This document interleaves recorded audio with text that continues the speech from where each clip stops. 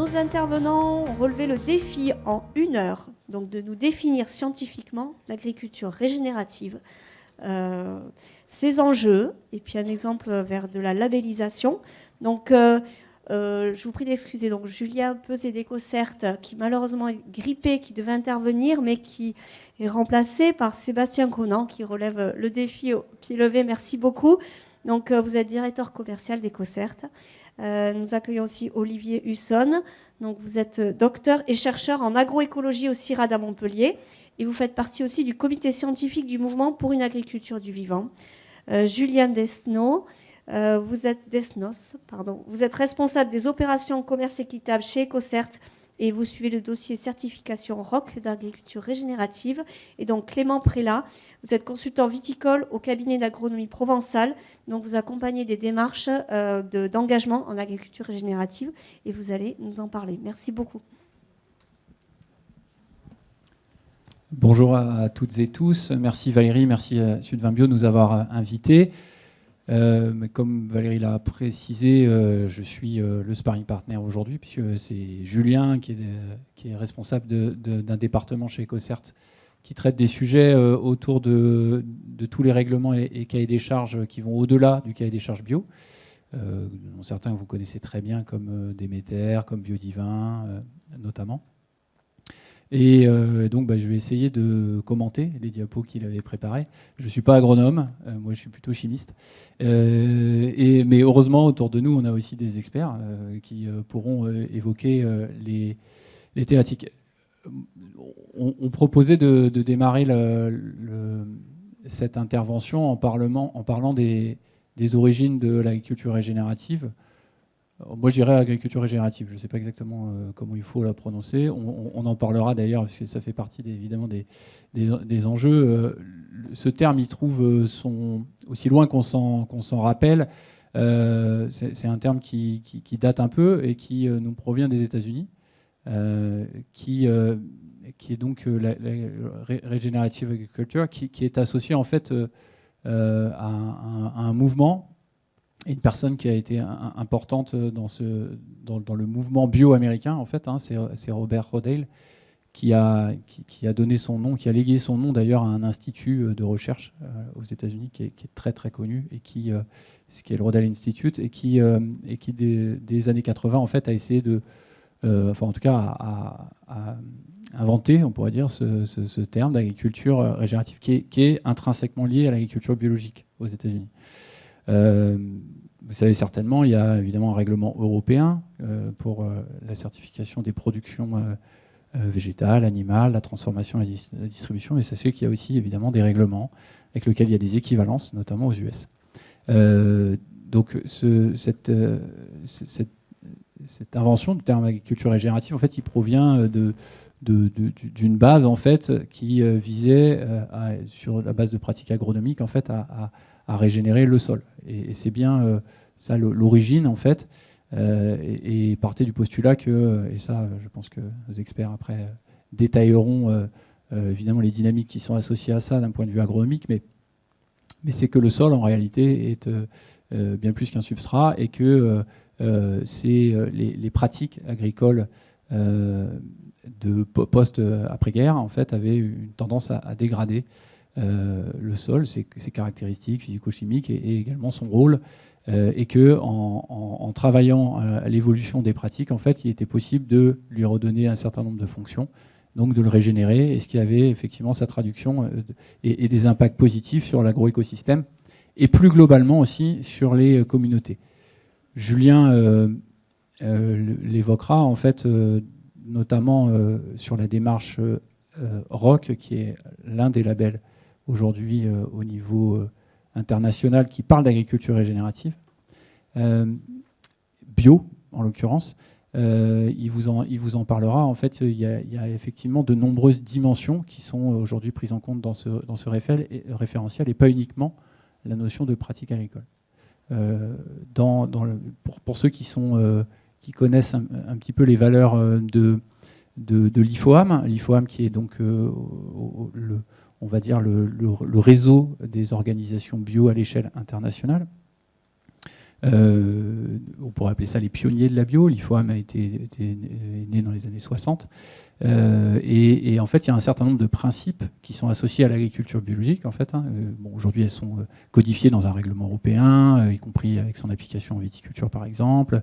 Il y a des règles, mais sachez que les pionniers de l'agriculture biologique, avant qu'elle soit un cahier des charges, en fait, on avait basé un certain nombre de principes, et des principes parmi lesquels on retrouve évidemment la préservation de la fertilité et de la santé des sols. D'ailleurs, c'est écrit dans le règlement européen aujourd'hui, sur lesquels tous les exposants dans les autres halls ils sont concernés. Il y a vraiment une dimension assez forte autour de la partie agronomie, mais également dans les valeurs de l'IFOAM, il y a ces principes, notamment d'autonomie dans la production, de rémunération des producteurs, et donc il y a tous des aspects également et des volets sociaux qui sont inhérents au principe de l'agriculture biologique. Mais pour pas trop m'éloigner, je vais continuer. La suite, c'est que finalement, dans les années, on va faire un grand gap. Le sujet, vous comprenez, il est historiquement plutôt agronomique. Il est lié au mouvement de la bio aux États-Unis. Et dans les années 2000, en fait, on a vu une certaine évolution, notamment dans les terminologies et d'un certain nombre d'acteurs. On voit que là, on a quitté le monde de l'agriculture et on est plutôt passé dans le monde de la transformation ou d'industriel, qui effectivement essaye de caractériser ce qu'on pourrait appeler une agriculture, alors d'aucuns pourraient dire durable, de transition ou agroécologique, enfin c'est des termes qui sont peut-être assez larges, et l'agriculture régénérative commence à être un terme qui est utilisé par des marques en fait pour parler de leur transition agricole, notamment dans leur chaîne d'approvisionnement. Aujourd'hui, en tout cas depuis un certain nombre d'années, peut-être que M. Husson pourra en parler d'ailleurs, puisque vous êtes au comité scientifique de PADV et qui est aujourd'hui une des figures de proue, j'allais dire, de l'agriculture régénérative en France. Donc on retrouve le terme d'agriculture régénérative essentiellement, on va dire essentiellement, c'est pas, mais essentiellement axé autour effectivement des enjeux liés au sol. Et avec un sujet autour, évidemment, de la préservation du climat, de l'atténuation du changement climatique. Donc, le sol, la thématique du sol, et on verra notamment un peu plus tard que ce n'est pas la seule dimension qui est adressée, mais en tout cas, aujourd'hui, les acteurs économiques et les démarches qui se structurent autour de l'agriculture régénérative, en fait, ont au cœur un axe sol, et évidemment, sa correspondance sur les sujets carbone, donc émissions de gaz à effet de serre et son pendant qui est le stockage de carbone dans les sols.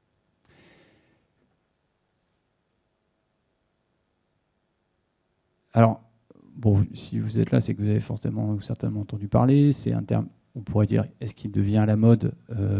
Oui, beaucoup. Je crois qu'il y a quelques semaines de ça, il y a eu un forum pas loin d'ici, vers Arles, par une très grosse société, un très grand groupe international qui a axé un symposium entier autour de ces sujets de régénération des écosystèmes, mais plutôt de régénération des sols, le World Living Forum. Voilà, donc on sent que c'est une thématique qui progresse fort, c'est une terminologie qui progresse, mais comme je ne l'ai pas encore tout à fait dit, elle n'est pas codifiée en fait, en réalité. Il n'y a pas de règlement, il n'y a pas de normes comme pourrait y avoir en agriculture biologique qui est effectivement structurée autour d'un référentiel, etc. Les scientifiques évidemment se penchent sur ces sujets-là et sur ces questions, mais en fait il y a de très très nombreux acteurs et qu'aujourd'hui, en fait, c'est un terme qui peut traduire en fait de très très très nombreuses démarches, tant sur la partie agricole que sur la partie transformation ou distribution. On pourrait dire que effectivement ce terme il s'applique à l'agriculture, mais on trouve aussi des modèles d'entreprises régénératives, etc. Donc des termes plus ou moins farfelus, ou plus ou moins... voilà, plus on s'éloigne de la partie agricole, plus la dimension de communiquer sur une entreprise régénérative ou un produit final qui pourrait être régénératif, on voit qu'effectivement, ça peut amener un certain nombre potentiellement de confusions. Pourtant, le terme est assez, pour le consommateur, il pourrait être tout à fait enviable en tout cas. En revanche, ce qui est certain, et j'en ai parlé tout à l'heure, notamment avec des outils qui se mettent qui sont mis à disposition des producteurs. Je pense notamment au modèle de diagnostic ou d'indice de régénération. Or, moi, je ne travaille pas pour une agriculture du vivant, mais je peux le citer puisqu'il est dans cette présentation et il fait partie des outils qui existent avec l'indice de régénération. Et donc là, il y a se structure autour d'une communauté scientifique comment on peut essayer de donner des définitions, des principes, des bonnes pratiques qui permettent effectivement d'amener à une amélioration notamment de la santé des sols. Ce terme-là, autour de ce sujet, vient aussi se greffer en fait d'autres dimensions, et notamment celle du financement de la transition. C'est-à-dire que certaines organisations, donc certaines marques ou certains fonds d'investissement se disent que une manière d'accompagner la transition des modèles de production ou de consommation peut s'accompagner effectivement d'une démonstration de l'amélioration en fait, d'un état, passer d'un état à un instant T à un instant T plus 1, un état d'amélioration, et que finalement l'agriculture régénérative pourrait avoir vocation, lorsqu'elle est codifiée de telle sorte, de pouvoir démontrer un certain nombre de progrès. Et je disais tout à l'heure, cette notion-là, forcément, elle a un peu le vent en poupe aussi, parce que le terme, il est vraiment agréable, quoi. Il donne presque envie d'acheter. Hein. Quand on dit l'agriculture régénérative, j'ai vraiment l'impression de faire un geste pour la planète ou pour voilà. Donc forcément, du point de vue des, on peut dire aussi que les préoccupations de certains consommateurs aussi s'orientent vers les sujets climatiques, par exemple, ou de perte de biodiversité. Et donc, nécessairement, peut être quelque part un terme ou un slogan ou un marketing, ou en tout cas peut venir outiller le marketing dans l'offre des marques. Ce qu'on a souhaité faire, alors c'est pas simple parce que la partie l'agriculture dite régénérative, en fait, elle est à la fois ancienne, mais surtout là, depuis quelques années, elle prend vraiment de l'essor. On a essayé de faire un comparo, mais qui vaut ce qu'il vaut, hein, on pourra le discuter, entre la régag actuelle et la bio. Tout d'abord, on peut dire que les cadres, effectivement, aujourd'hui, les cadres sont plutôt... la baie, elle a 30 ans, c'est 1991, c'est d'ailleurs la date de création d'EcoCert, puisqu'on est né en fait du premier règlement bio. Et alors qu'en agriculture régénérative, on est sur des cadres qui sont effectivement privés, qui sont soit des cahiers des charges d'acheteurs, soit de filières, soit de groupements. Il y a pas mal de démarches qui commencent à foisonner en la matière. À l'échelle des périmètres, aujourd'hui, ce qu'on observe, c'est plutôt, effectivement, ce qui est codifié, c'est plutôt à l'échelle de fermes, en l'occurrence, domaine pour vous, alors que l'agriculture biologique, elle s'adresse évidemment depuis la ferme jusqu'à la consommation. Donc avec un enjeu évidemment de traçabilité forte aujourd'hui, ce qui n'est pas existant sur les cahiers des charges de régag qu'on peut connaître. Thématique aujourd'hui, essentiellement, on va dire essentiellement, la partie sol, avec globalement sur les cahiers des charges qu'on observe, ou sur les référentiels, chartes de bonnes pratiques, on observe souvent un enjeu surtout de la réduction des intrants. Sur la partie AB, je ne vais évidemment rien vous parler. Évidemment, ça adresse bien plus de composantes.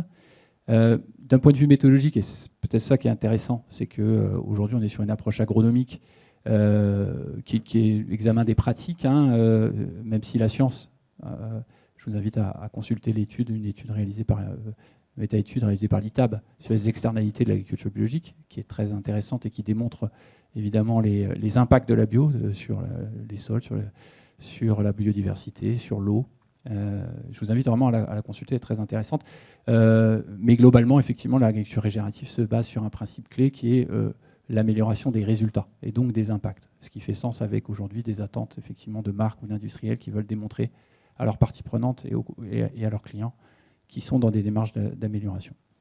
Et que finalement, la promesse qui est faite aux filières là-dessus, c'est qu'il y ait une dimension de démonstration des impacts à l'échelle d'une exploitation et à l'échelle d'une filière lorsqu'ils sont consolidés, alors que finalement la promesse de l'agriculture biologique, au-delà évidemment des principes qu'on a déjà évoqués, est une promesse qui va finalement de la fourche à la fourchette. Voilà. Et la promesse conso, on en a parlé. Je pense que les promesses conso qui arrivent sur l'agriculture régénérative, ça va être des sujets autour du scoring, de la notion d'impact ou d'allégation environnementale particulière, alors que finalement en AB, on est tous sous la même bannière quelque part depuis 30 ans, avec une promesse qui est bien ancrée, même si il est de bon ton probablement de la rappeler tous les jours, notamment aux consommateurs qui pourraient s'y perdre dans cette fameuse jungle des labels. Je donne la parole à monsieur Husson. Merci, oui. Donc moi, je vais essayer de vous présenter rapidement les grands principes qui sont derrière cette régénération, de vous proposer une stratégie, puis les moyens de l'implémenter, et surtout de vous donner un cadre pour arriver à contextualiser les pratiques, parce qu'on l'a vu, les discussions de ce matin déjà, tout ne marche pas partout. Il faut adapter, il faut contextualiser nos pratiques, et puis il faut adapter les bons leviers au bon moment. Donc, je vais essayer d'aller assez rapidement, mais en gros, pour assurer une production agricole, il faut remplir trois grandes fonctions. Restructurer le sol, donner un minimum de moyens à la plante de s'implanter physiquement, alimenter les plantes en eau et en éléments nutritifs, et puis contrôler les bioagresseurs, que ce soit les maladies, les ravageurs ou les adventices. Si on a rempli ces trois grandes fonctions, mis à part gros accidents climatiques, on a assuré la production. Alors, en agriculture conventionnelle, c'est relativement simple, les principes. C'est qu'on a un acte technique ou quelques actes techniques pour chaque fonction. Donc, la restructuration, on va travailler le sol. L'alimentation des plantes en eau, ce sera de l'irrigation s'il y en a. Les éléments nutritifs, c'est souvent des apports exogènes, souvent issus de la chimie. Et puis, le contrôle des bioagresseurs, on va appliquer des insecticides, des fongicides ou des herbicides pour les adventices, avec le travail du sol qui va permettre de compléter ça. Donc, c'est relativement simple, relativement direct. Par contre, on est dans une approche de seed, on tue ce qui est en compétition avec la plante et plus. Pour tout ça, il faut de l'énergie, que ce soit maintenir une structure, aller chercher des éléments, il faut de l'énergie. Et en agriculture conventionnelle, on repose très largement sur de l'énergie fossile, avec les problèmes qu'on connaît et l'augmentation des coûts et de la disponibilité qui baisse. En agriculture de régénération, alors j'ai mis un peu les deux extrêmes, mais il y a toute une gamme. Le conventionnel n'est pas complètement figé. L'agriculture de régénération, on a vu, il peut y avoir plein de choses. Il peut y avoir plus ou moins bio, plus ou moins agriculture de conservation des sols. Enfin bref, il y a toute une dynamique là-dedans. C'est pas on passe d'un côté à l'autre d'un coup. L'indice de régénération développé pour une agriculture du vivant, il aide justement à se situer là-dedans et de voir les progrès, comment on évolue. Mais en gros, le premier gros principe, c'est qu'on va remplacer au maximum l'énergie fossile par de l'énergie de la photosynthèse. Voilà. Donc derrière, ça donne ça. C'est qu'on va alimenter en énergie de la photosynthèse captée par les plantes, toute une série d'organismes, la macrofaune, la microflore, qui vont restructurer le sol. Il va y avoir des interactions dans tous les sens, des boucles de rétroaction, ça va se déclencher plus ou moins tôt. On voit que c'est la restructuration qui est le premier point, parce que ça va faire un habitat pour les micro-organismes, des conditions plus régulées. Ça va permettre d'améliorer l'alimentation de la plante, qui va elle-même alimenter mieux la santé, qui va améliorer la santé de la plante. Le plus complexe, c'est sans doute les adventices. Voilà. Mais le résultat, c'est que c'est quelque chose de nettement plus complexe. Il ne suffit pas d'enlever le travail du sol pour ceux qui sont en agriculture de conservation des sols ou d'enlever les pesticides pour ceux qui sont en agriculture biologique pour que ces fonctions elles se remplissent directement. Il faut mettre en place les moyens, et les moyens, c'est de l'énergie de la photosynthèse et toute une activité biologique. Voilà. Pour ça, ça demande de modifier les systèmes. On ne peut pas juste avoir une action technique, il faut modifier les systèmes et la structure du sol est la clé. Il faut arriver à regagner en structure du sol assez rapidement. La stratégie, du coup, on va essayer de remplacer les apports en énergie fossile par de l'énergie de la photosynthèse. Alors l'énergie fossile, c'est de l'énergie de la photosynthèse, mais il y a eu 30 ou 100 millions d'années entre les deux.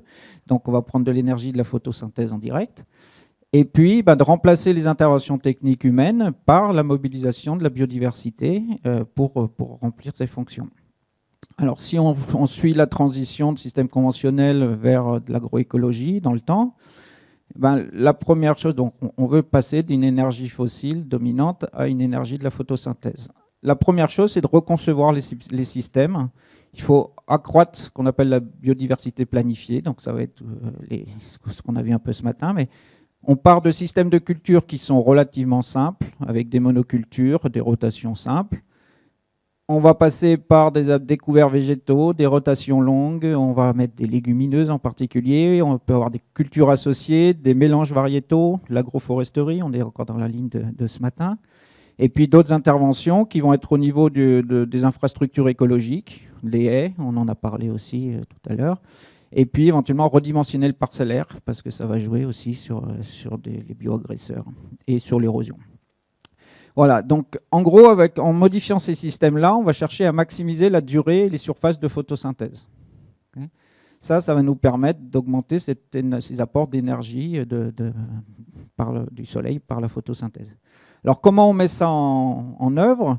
En fait, du coup, on va ajuster les pratiques. Et là, l'idée des pratiques, ce n'est pas d'aller tuer ce qui nous embête ou de structurer directement avec des outils en ferraille.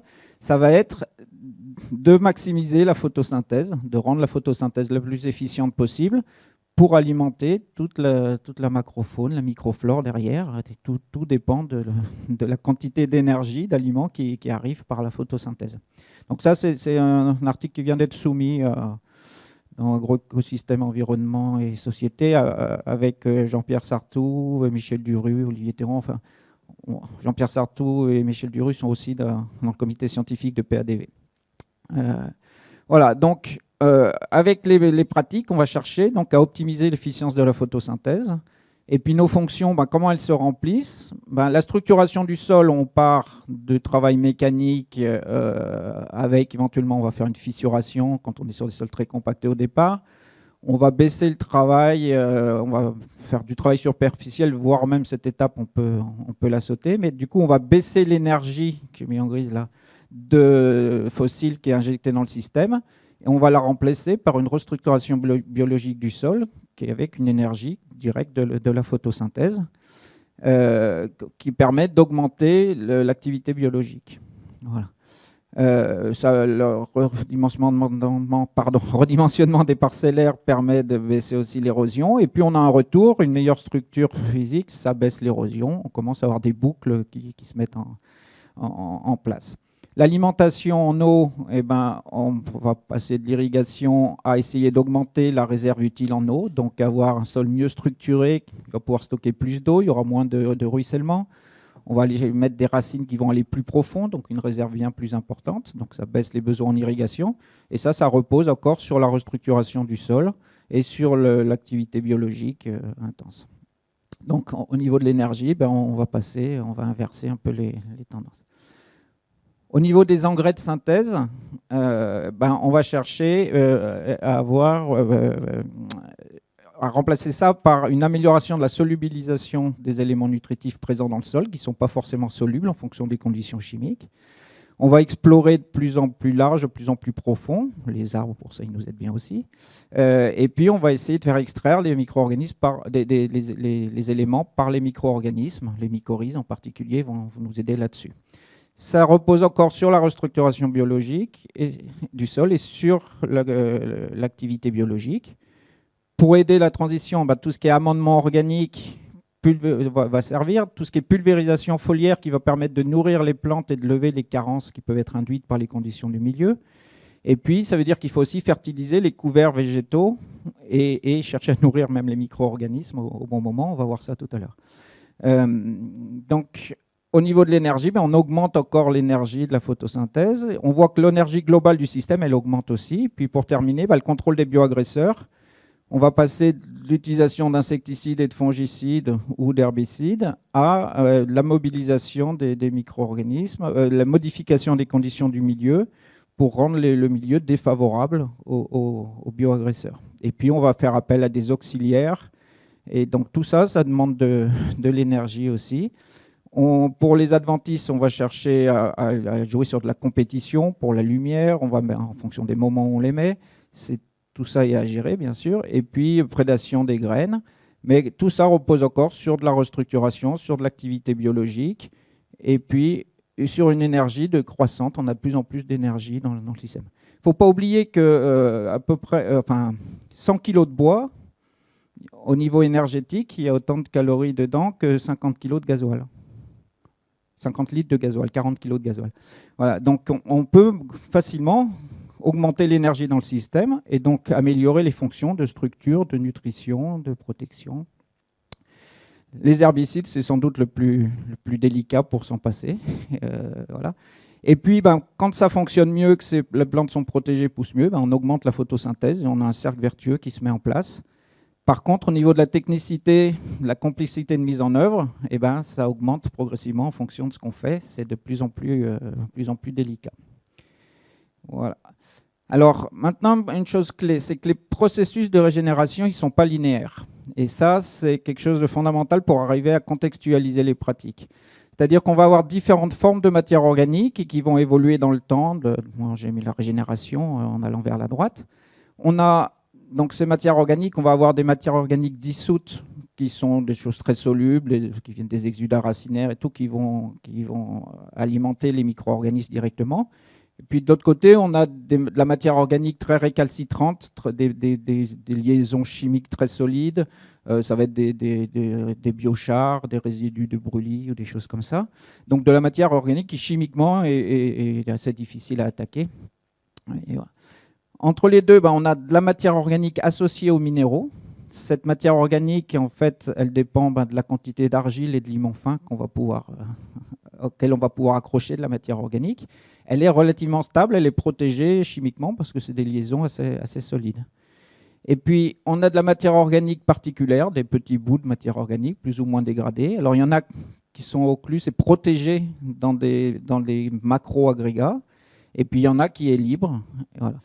Et globalement, celle d'en bas est très très stable.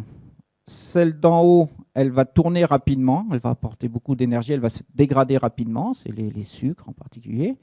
Et puis au milieu, on a un pool lent qui va soit être protégé chimiquement, comme les argiles, comme les matières associées aux minéraux.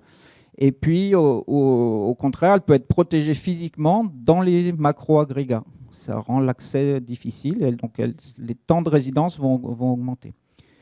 Mais ce qui est fondamental là-dedans, c'est qu'en haut, on a de l'énergie pour nourrir les micro-organismes, c'est le couvert.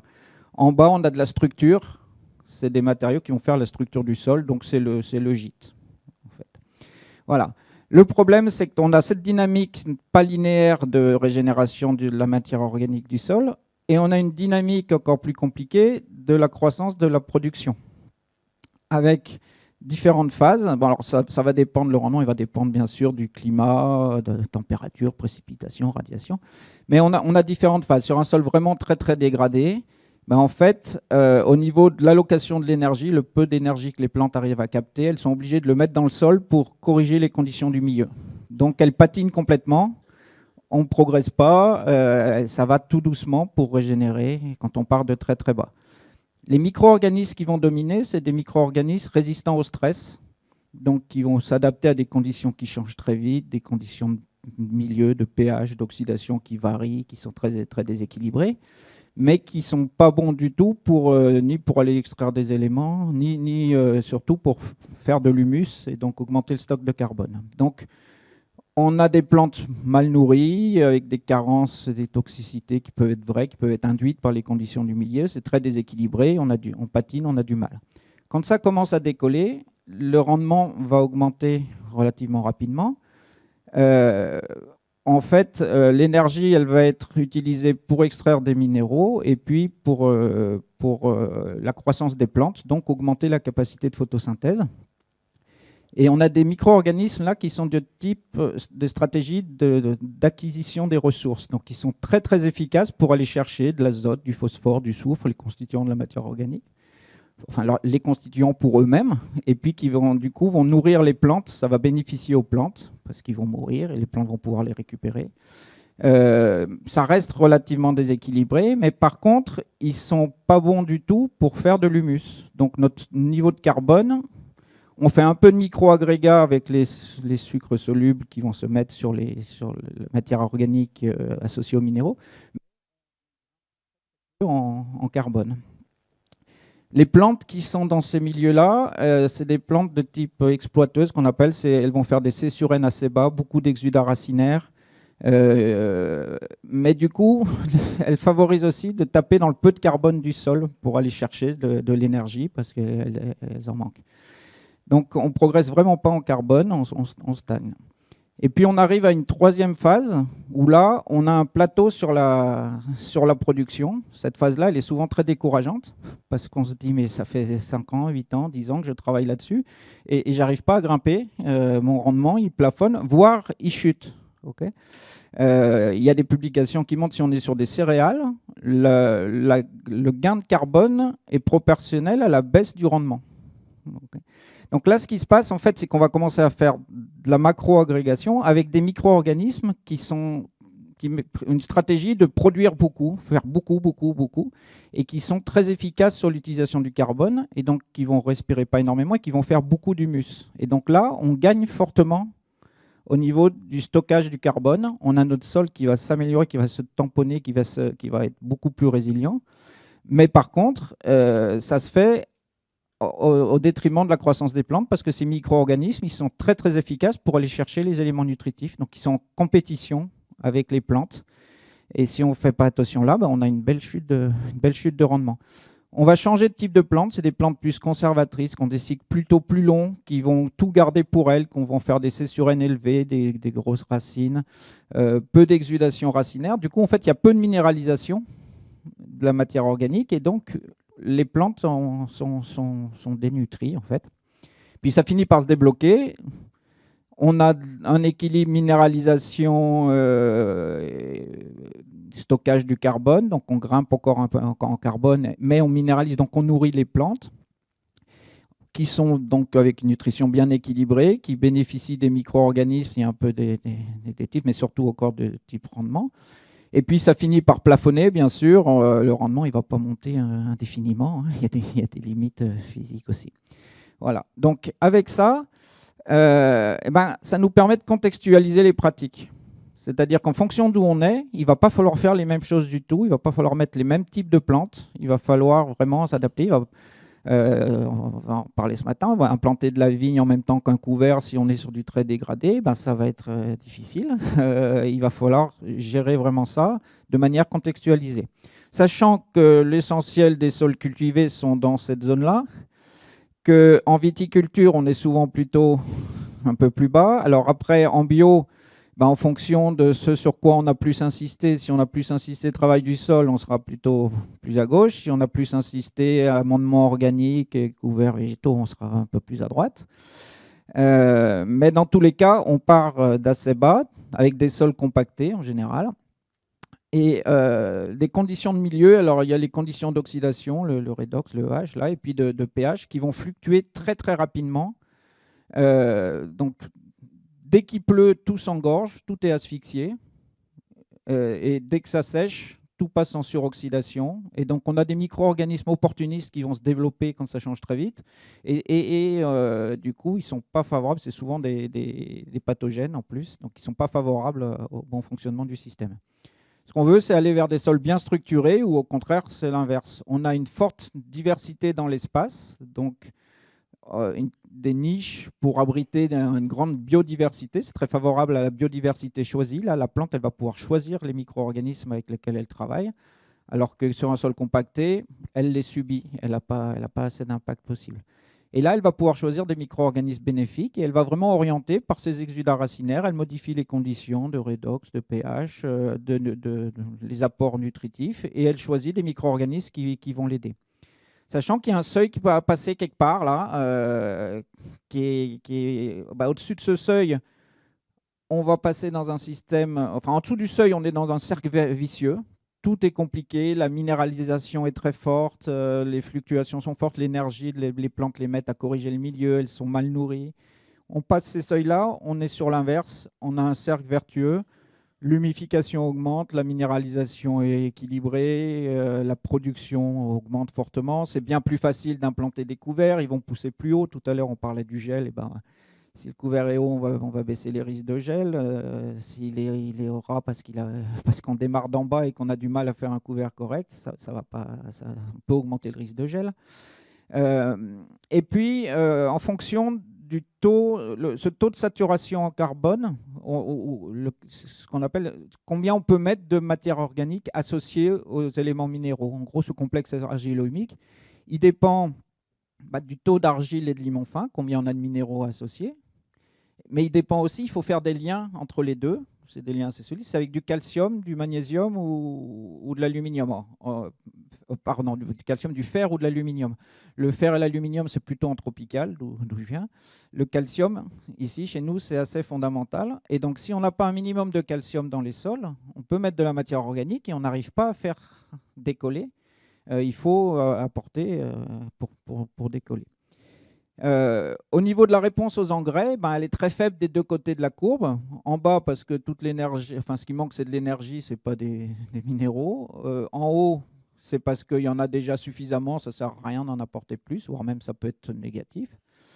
Et puis, ça c'est par rapport à la production. Par rapport à la séquestration du carbone, le moment où ça va devenir très fort, il n'est pas au même moment. C'est en fonction sur la phase 2, si on nourrit comme il faut, on va augmenter rapidement le carbone du sol.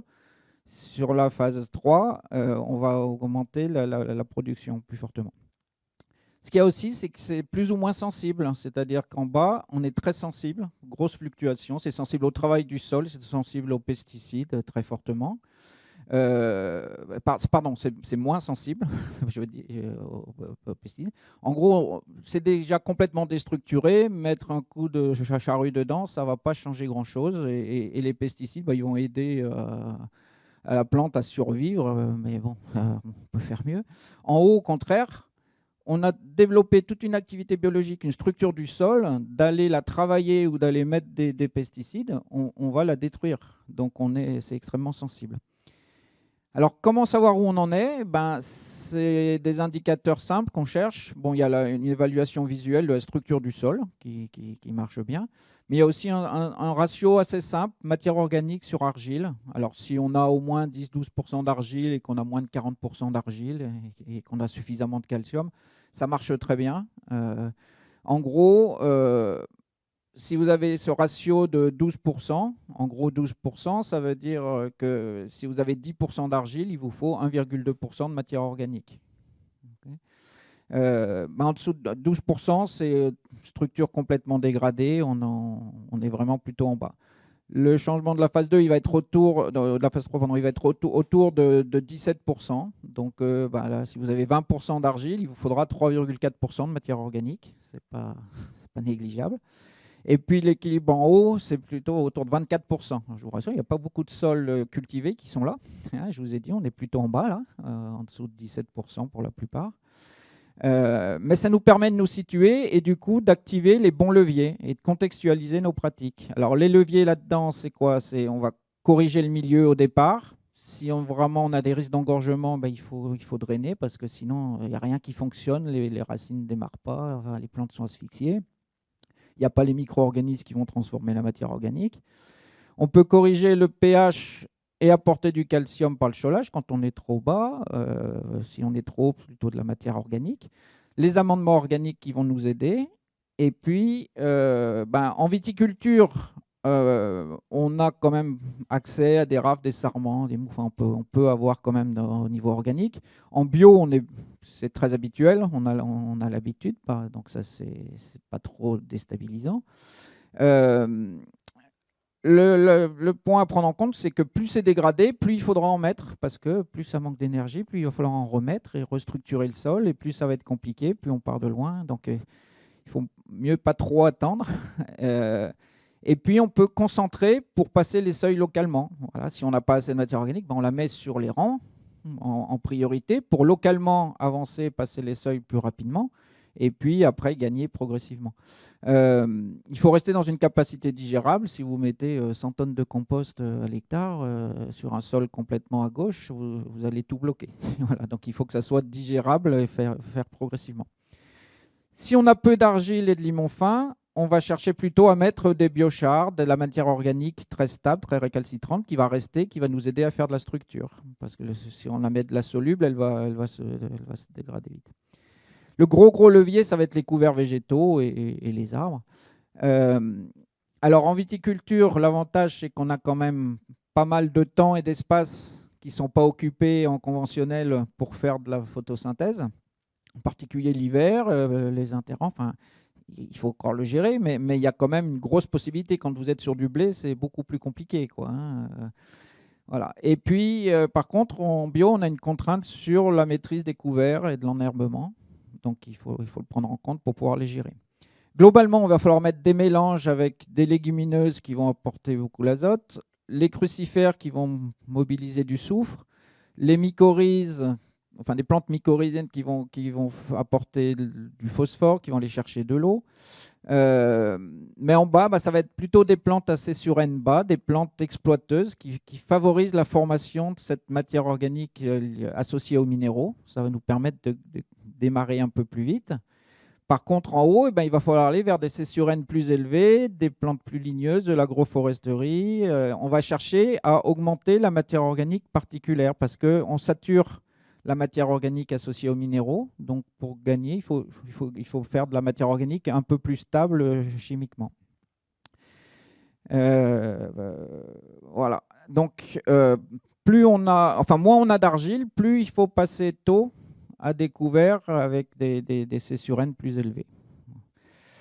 Au niveau de la fertilisation, j'en ai parlé de la fertilisation foliaire, ça va permettre de lever les carences induites. Dans un sol très oxydé, le fer, le manganèse, ils ne sont pas solubles. Donc la plante va devoir les solubiliser, passer de l'énergie, elle va être carencée. Pas de fer, pas de manganèse, la photosynthèse ne marche pas, cercle vicieux, on n'y arrive pas. Et si vous apportez ça au sol, ça ne marche pas parce que c'est les conditions du milieu qui changent la forme et qui ne le rendent pas soluble. Donc il faut passer absolument en foliaire avec des formes réduites qui sont assimilables, des formes organiques, des acides aminés, des choses comme ça. On va améliorer fortement notre photosynthèse. Ça va améliorer donc la production et la santé de la plante, donc ça va améliorer l'injection d'énergie dans le système. La fertilisation organique, on est habitué en bio, c'est même obligatoire. Donc c'est plus cher, mais c'est plus efficace. Donc il faut la gérer au mieux. Mais surtout, un point qu'on a complètement passé sous le tapis, qu'on a oublié, qui est un point clé, c'est des publications qui datent quand même de 7-8 ans. C'est pour construire de la matière organique, les micro-organismes, ils ont besoin d'un ratio entre carbone, azote, phosphore et soufre. Okay. Donc, je vous l'ai mis là, mais en gros, ça veut dire quoi? Ça veut dire que si vous amenez 1 tonne de carbone au sol, donc 1 tonne de carbone, c'est 2 tonnes de matière sèche, ça fait à peu près 10 tonnes de matière verte, pour simplifier. Si vous voulez être efficace au niveau de la transformation en humus, il faudra apporter 83 kg d'azote, 20 kg de phosphore et 14 kg de soufre. Okay. Quand vous faites ça, la publication de Kirby, en gros, ils ont fait pousser des céréales sur différentes parcelles avec des répétitions. Et quand ils les couchent, ils mettent de l'azote, du phosphore et du soufre en fonction de la quantité de carbone qu'ils mettent. Ils répartissent la biomasse partout pareil. Et après 5 ans, les parcelles qui n'ont pas eu de NPS, ils font tout le même travail du sol, les mêmes systèmes exactement. Les parcelles auxquelles ils n'ont pas rajouté de NPS, elles ont perdu 2,3 tonnes de carbone par hectare en 5 ans. Les parcelles sur lesquelles ils en ont mis, elles ont gagné 5,5 tonnes. Okay. C'est-à-dire que le coefficient d'humification, il est passé de 0,15 à 0,60. Voilà. Donc on s'embête à essayer de gagner 2 tonnes de biomasse, c'est galère. Mais si les 2 tonnes de biomasse, elles font 300 kg d'humus ou elles en font 4 fois plus, on ne va pas aller à la même vitesse. Donc là, on a un gros levier qu'on doit actionner. En fait, ça nous permet de passer des micro-organismes de type acquisition des ressources qui ne font pas d'humification à des micro-organismes au rendement qui vont faire beaucoup d'humus rapidement. Donc, c'est vraiment une clé importante. Ça nous permet de décaler. Là, cette phase 3, elle va commencer plus vite. On va accélérer la transition. L'avantage en viticulture, c'est que le soufre est déjà utilisé, mais on pourrait l'utiliser pas qu'en traitement phytosanitaire. Il faut l'utiliser aussi en fertilisation. Ça veut dire quoi? Ça veut dire qu'il ne faut pas fertiliser seulement la plante, ni même le système de culture avec les couverts végétaux. Il faut fertiliser vraiment l'écosystème cultivé en raisonnant aussi efficacité de la transformation de la biomasse en matière organique. Pas juste pour séquestrer du carbone dans le sol parce que c'est bien pour l'enlever de l'atmosphère, c'est parce que ça améliore toutes les fonctions derrière. Avec le carbone, en fait, c'est l'énergie qui est accrochée dessus qui compte. Et plus on met d'énergie, mieux ça fonctionnera. Et le dernier point, c'est ce que j'appelle mettre des germes d'agrégation pour améliorer cette structuration le plus rapidement possible. C'est que localement, on va appliquer des micro-organismes du type très efficace pour faire de l'humification. On va leur mettre des conditions d'oxydation, de pH correct. On va leur mettre l'alimentation qu'il faut pour qu'ils se développent. Et puis, une fois qu'ils se développent, ils tirent le milieu, ils agrègent et on va avoir une agrégation beaucoup plus rapide. Et c'est ce qu'on fait avec différentes choses, des lactofermentés, des thés de compost oxygénés. Les préparations en biodynamie doivent probablement jouer un peu dans ce sens-là. Voilà, donc ça fait beaucoup d'informations. Et on rajoute donc un des points dans l'agriculture de régénération de façon américaine. Par rapport à l'agriculture de conservation, il y a beaucoup l'élevage en plus, qui est un point important. Et on sait en agriculture de conservation que quand il y a de l'élevage sur la ferme, c'est beaucoup plus facile de gagner. On a du fumier qui est une matière organique avec les micro-organismes qui font, enfin, on va faire ces germes d'agrégation, de la nutrition en équilibre bien. Deuxièmement, c'est qu'un éleveur, il va complémenter ses animaux s'ils sont carencés en oligo-éléments. Ils vont avoir un poil dégueulasse. Il ne va pas laisser faire ça. Il va les nourrir. Et ça va revenir. Et ce qu'on a dit pour l'azote, le phosphore et le soufre, il y a aussi le côté oligo-éléments. Si on est complètement carencé, les micro-organismes, ils n'arrivent pas à fonctionner comme il faut pour faire de l'humification. Donc, ils perdent de l'énergie. Et puis le dernier truc, c'est qu'on peut faire de la pâture raisonnée. C'est-à-dire que quand on est sur ce plateau, le 3, dans la zone 3, là, de pâturer, on va forcer l'exudat racinaire. Alors il faut le faire de manière raisonnée, mais on va forcer l'exudation racinaire. On va forcer donc, on va augmenter la minéralisation. Donc on va grimper moins vite en carbone. Par contre, on va moins chuter, on va même gagner en rendement. Voilà. Voilà, donc c'était pour vous donner un peu les clés. Vous voyez qu'on a des leviers, mais que si on ne contextualise pas les pratiques, on patine, on est à côté de la plaque. On se désespère quand on est dans la zone 3, on se décourage. Par contre, quand on est dans la zone 3, on relaboure, on minéralise, le rendement, il grimpe à fond et le carbone, il rechute complètement, on repart en arrière. Voilà. Donc voilà, j'espère que ces clés pourront servir. J'espère pas avoir été trop long.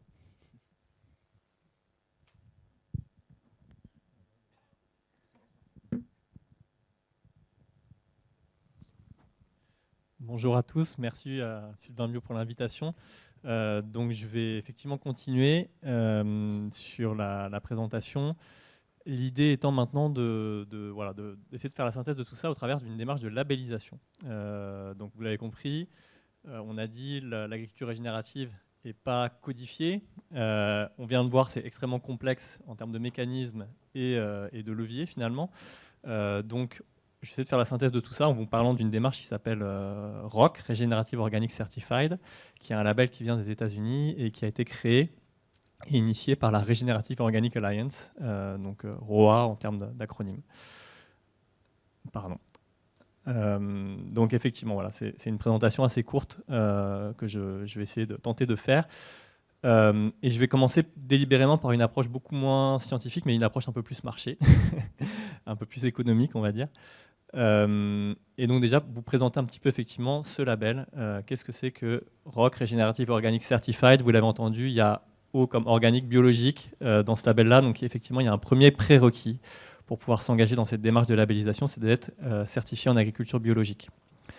C'est un label qui a vraiment été déployé sur le marché à l'échelle internationale en 2020, sur tous les continents, hein, c'est-à-dire qu'on a des acteurs labellisés en Afrique, en Amérique, en Europe, en Asie également, avec un marché de destination principalement américain et dont la promesse finalement est de dire effectivement l'agriculture biologique est plus suffisante pour garantir aux consommateurs un produit, on va appeler ça bio plus, on va dire, et on va du coup venir rajouter des critères à la fois techniques, agronomiques, à ce que constitue aujourd'hui le cahier des charges biologiques, et on va ajouter également des leviers, des piliers, donc 2 piliers en complément. En fait, il y a 3 piliers dans ce standard, le pilier santé du sol, un deuxième pilier qui est lié au bien-être animal, pour tout ce qui va concerner l'élevage, et un troisième pilier qui va être un peu plus surprenant, mais qui est assez important, qui est finalement l'équité sociale, c'est-à-dire se dire on peut avoir des pratiques agronomiques nickel si on ne respecte pas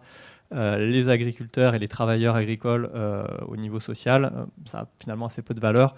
En France, on n'est pas forcément concerné par cet enjeu-là parce que le droit social français est très exigeant, mais sur des filières internationales, c'est ce qui va aussi faire la différence sur ce cahier des charges-là. Donc c'est une démarche assez holistique finalement qui a été déployée par la Regenerative Organic Alliance.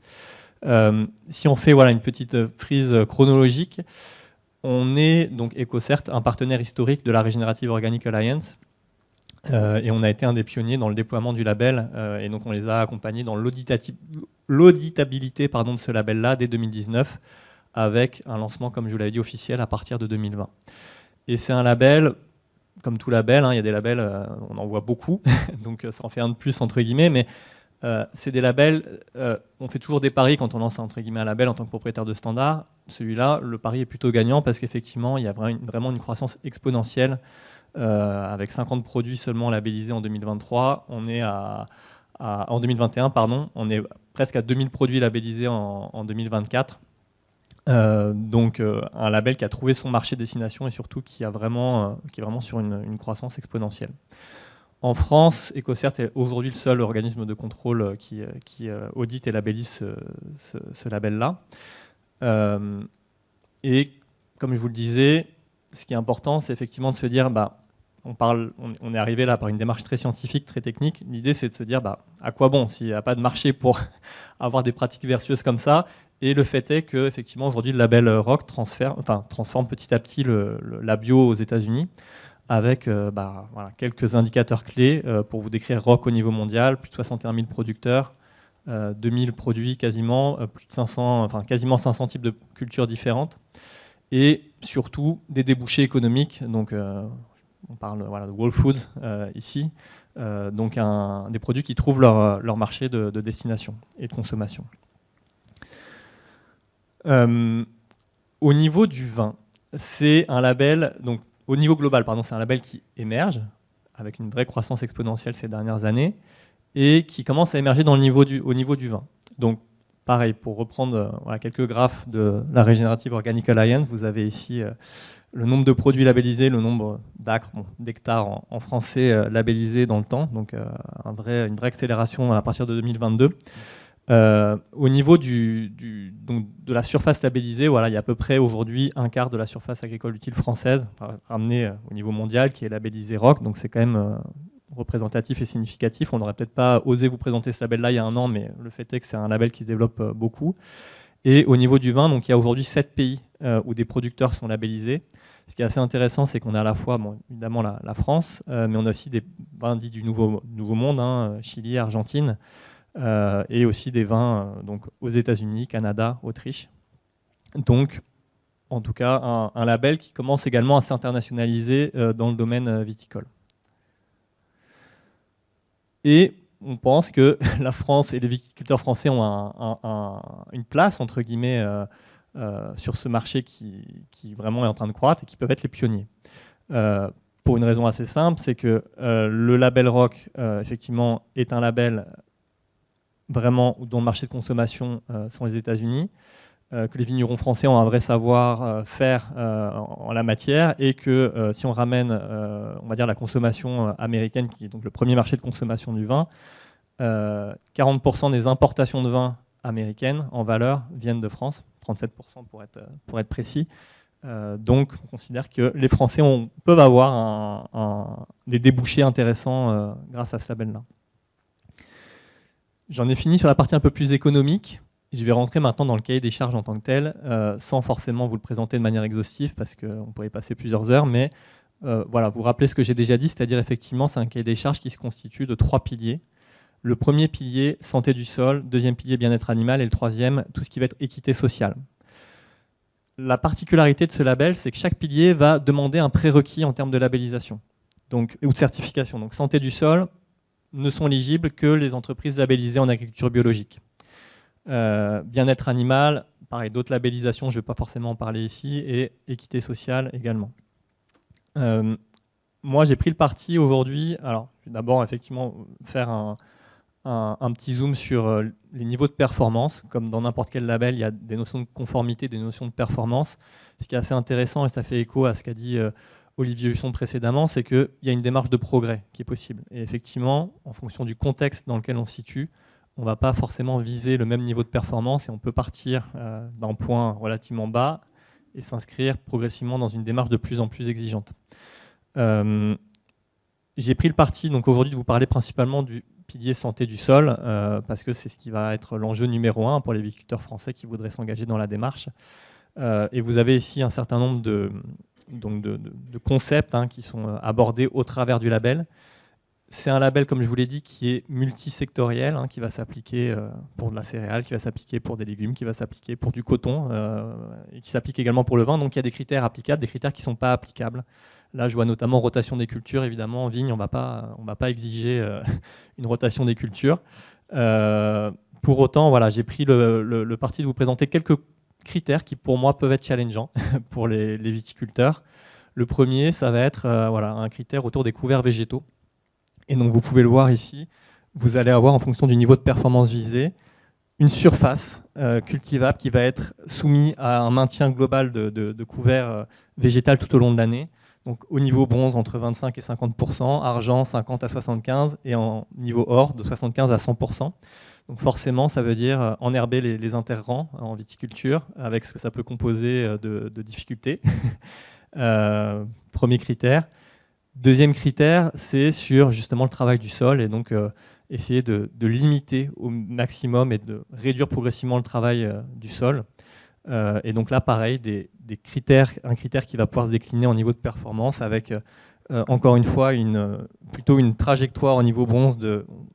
On définit une stratégie finalement qui vise à réduire et à minimiser le travail du sol jusqu'au niveau or, où là, on va vraiment être sur un système où on va travailler le sol uniquement pour finalement le premier travail qui va être de planter le végétal et donc de planter la vigne.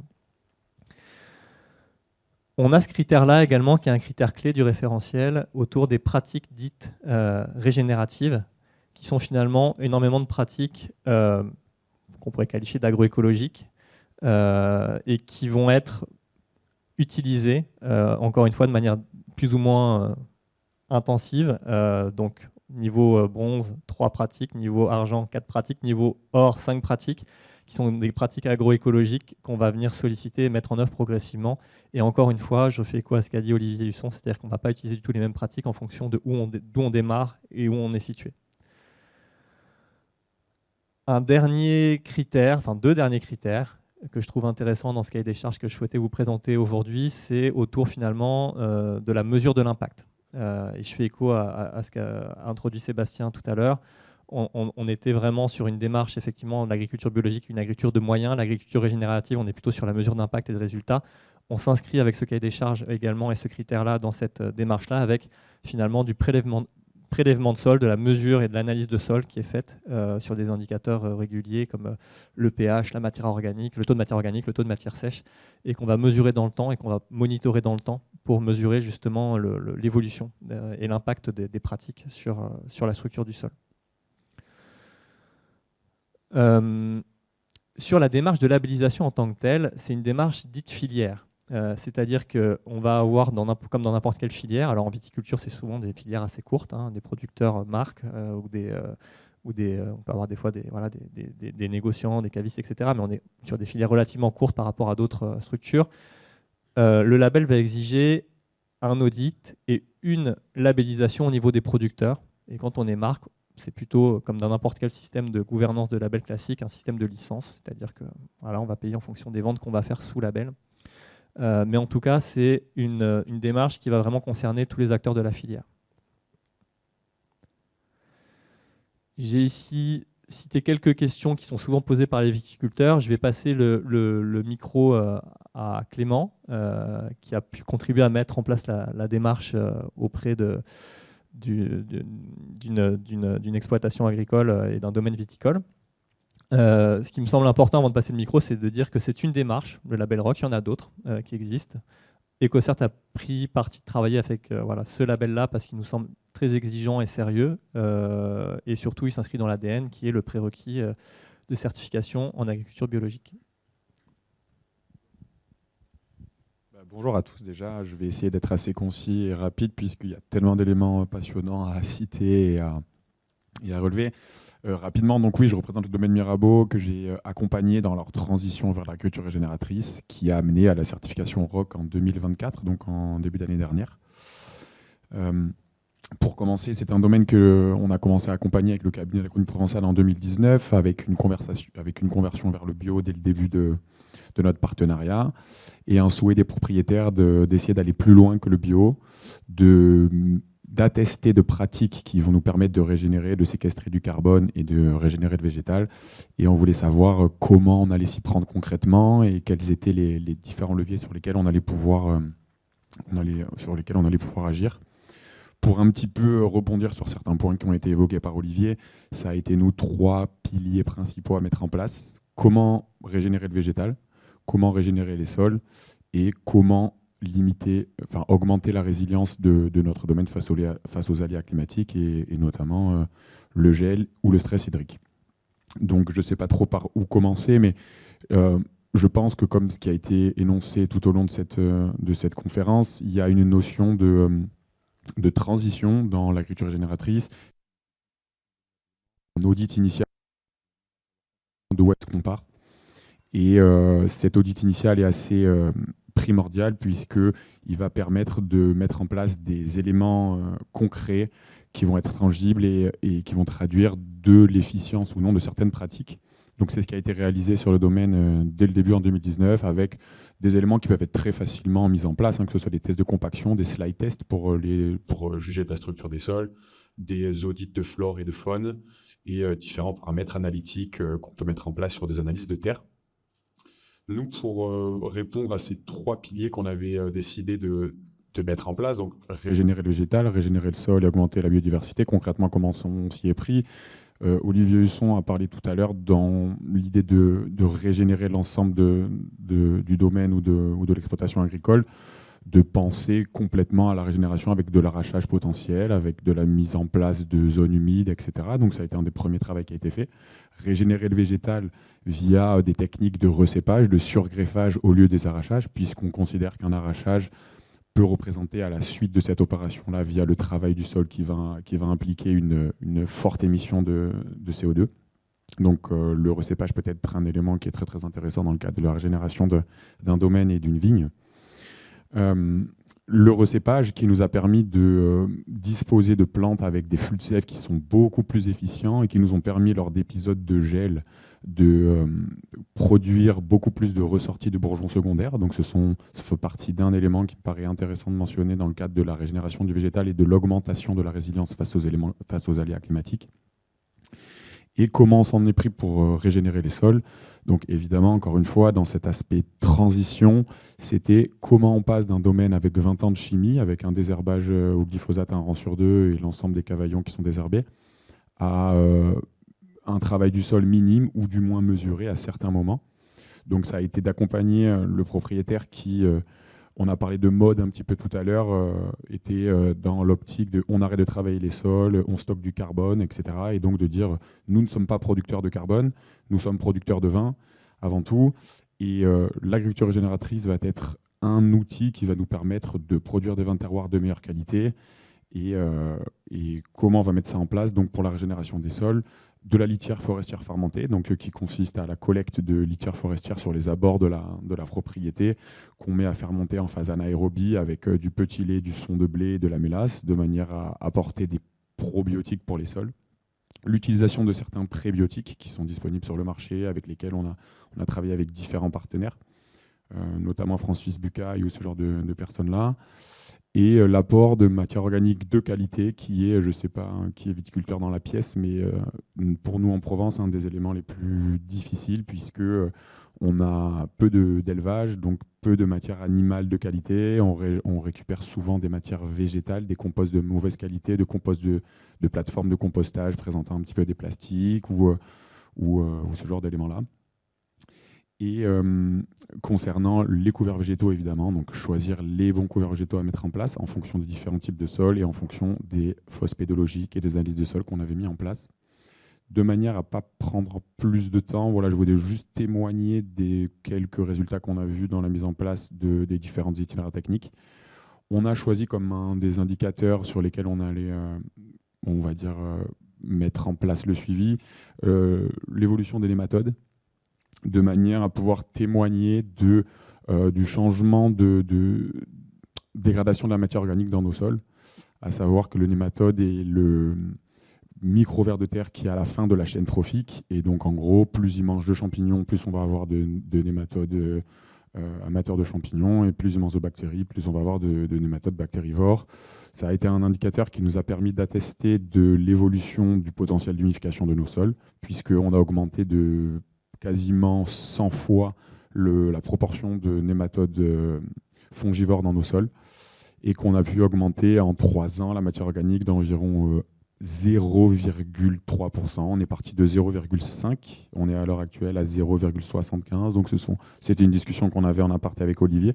On est dans la phase stationnaire entre complètement à gauche dans la courbe, ce qui a été montré juste avant, et la fin. Donc entre la phase 2 et la phase 3, c'est un petit peu la phase où l'analyse de sol est très compliquée à analyser et peut présenter de fortes variabilités.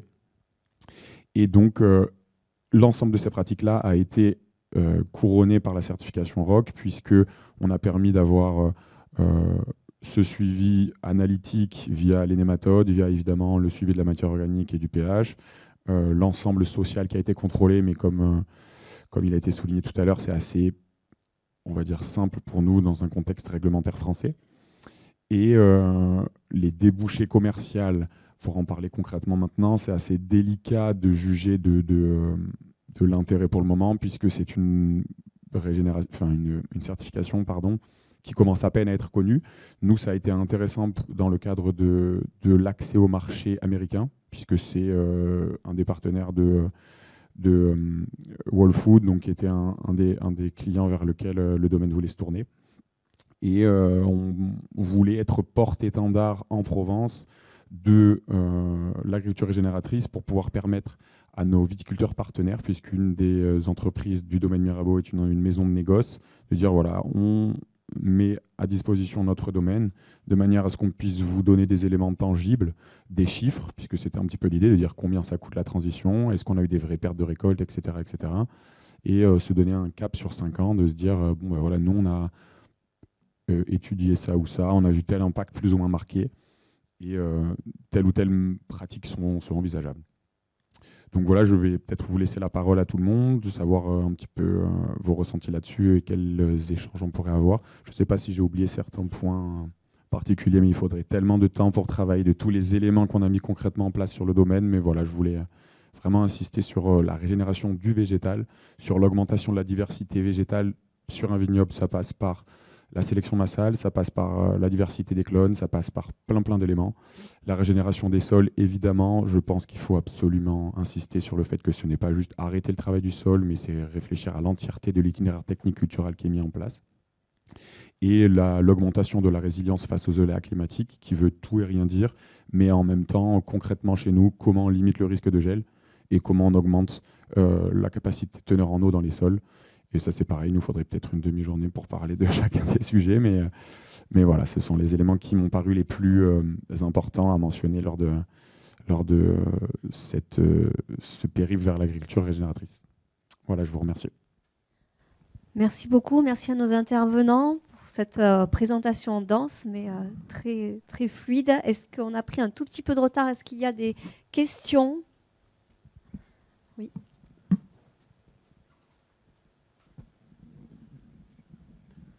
Oui, j'aurais une question par rapport à l'eau. On pense aujourd'hui que les plantes sont capables de prendre l'eau dans l'atmosphère. C'est quelque chose qu'on n'imaginait pas il y a quelques décennies. Est-ce que les vignes, par exemple, les plantes de façon générale, ont une capacité de prendre l'eau de l'atmosphère plus facilement si elles sont poussées sur une terre régénérée plutôt qu'une plante produite par l'agrochimie? Est-ce qu'on sait cette différence? Parce qu'il y a l'eau, évidemment, celle qui est retenue par l'humus, celle qui est dans le sol, etc. Mais je pense que l'eau de l'air est très importante. Alors, cette eau, elle va dépendre beaucoup de la surface foliaire. Donc, une vigne bien développée va être mieux. Elle va dépendre aussi de la capacité à refroidir. C'est-à-dire que pour que l'eau se condense, il faut que la feuille soit plus fraîche. Et donc, il y a un peu un cercle vicieux, c'est-à-dire ou vertueux. C'est-à-dire s'il n'y a pas assez d'eau pour la plante, elle ne transpire pas assez, elle ne se refroidit pas. Et si elle ne se refroidit pas, elle ne condense pas. Et donc, il y a un seuil où on va passer. Je ne connais pas d'études directement, mais la logique peut faire penser qu'avec globalement une amélioration du stock hydrique, elle va pouvoir refroidir plus longtemps quand les conditions deviennent vraiment sèches et que ça doit pouvoir jouer. Ouais. Après, J'ai le même avis. Je n'ai pas connaissance de la publication scientifique qui expliquait concrètement le prélèvement de l'eau de l'atmosphère via la plante, à part sur certaines études sur les genévriers des falaises, par exemple dans les Calanques à Marseille, mais qui sont des plantes avec des métabolismes bien particuliers. Sinon, je dirais exactement le même argument qu'Olivier, c'est que l'ensemble symbiotique entre un sol en bonne santé avec une matière organique capable de produire une photosynthèse et une canopée de meilleure on va dire densité, un rapport feuille-fruit bien équilibré va permettre d'avoir un ensemble plus résilient et en mesure de garder plus d'humidité et donc peut-être de stocker plus d'eau. Je pense que d'un coup, vous allez me dire plus d'humidité, plus de maladies phyto, etc. et plus de mildiou, mais ce n'est pas vraiment dans ce sens-là puisque il y a toutes les études de M. Husson sur le potentiel redox de la plante qui permettent de contredire ces premières pensées qu'on pourrait avoir.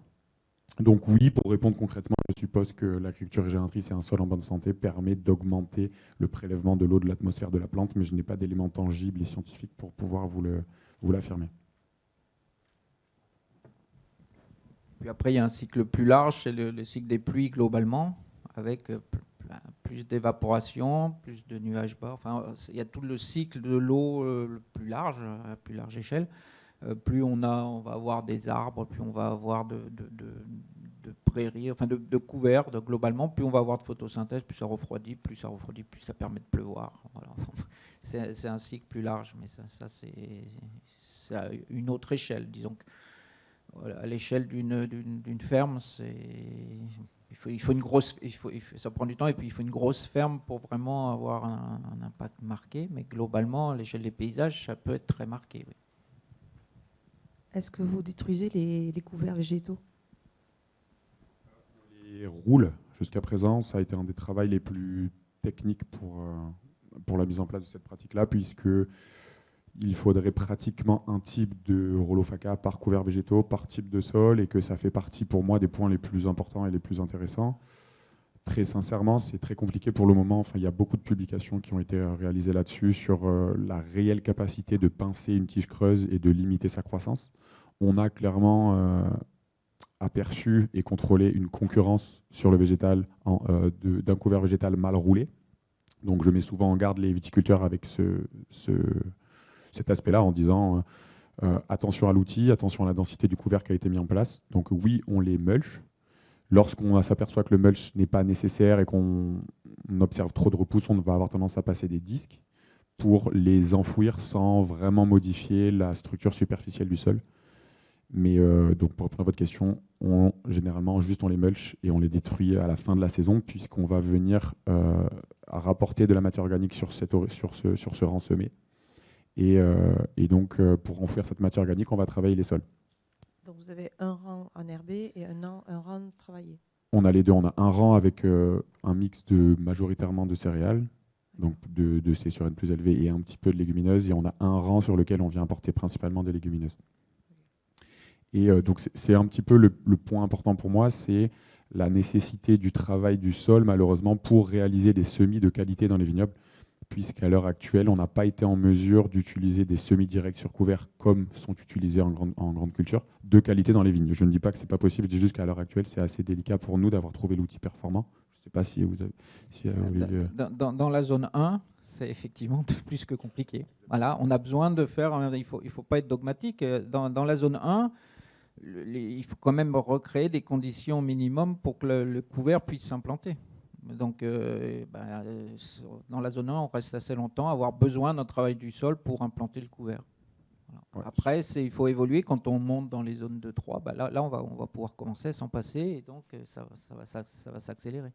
Mais oui, effectivement, implanter un couvert dans la zone 1 sans travail du sol, je ne m'amuserais pas, quoi. Complètement, et c'est d'ailleurs un sujet vraiment important, puisqu'on va avoir tendance des fois à se dire « Ah, j'ai détruit tout l'aspect bénéfique de mon couvert végétal que j'ai mis en place cette année-là avec la destruction de ce premier horizon pour ressommer ». Mais comme vient de mentionner Olivier, tant que je n'ai pas une couche superficielle très humifère avec un sol permettant une bonne incorporation de la graine via ce semis direct via des disques, je conseille complètement d'aller utiliser un semoir classique. Et on aura beaucoup plus de stockage de carbone, un bien meilleur couvert végétal qui nous permettra de pailler plus correctement, et d'arriver à la finalité plus rapidement.